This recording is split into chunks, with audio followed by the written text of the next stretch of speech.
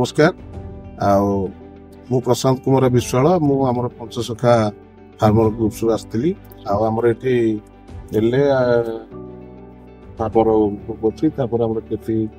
foundation अच्छी तरफ आम बहुत कथा शिखेले प्रथम आमको बहुत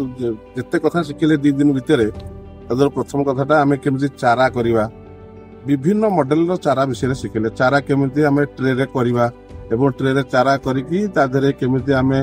जो चारा रे जो दिया होची कोकोफिट दिया होची तापर हमर वर्मी कंपोस्ट दिया होची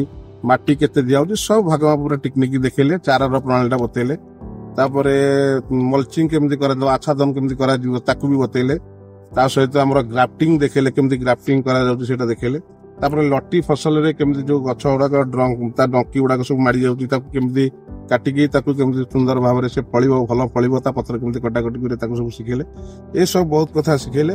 तापर केमती हमर मल्चिंग रे कौन कौन हमर उपकारिता मिलुची हमें जो प्लास्टिक मल्चिंग करछु तार उपकारिता कौन तापर हमर जो आच्छादन होची नेचुरल फार्मिंग रे जो आच्छादन होची तार उपकारिता कौन से बाबद मते बहुत कथा हम एठु सिखलु कम समय भितर अधिक कथा हम एठु सिखि पालु आउ हमर ए केटी जो फाउंडेशन मंजी बिहन कंपनी अछि ताको हम तरफ धन्यवाद बा मो तरफ मु धन्यवाद दउची आ हमु किठी एले वाला आनी छंदी बा हमर जो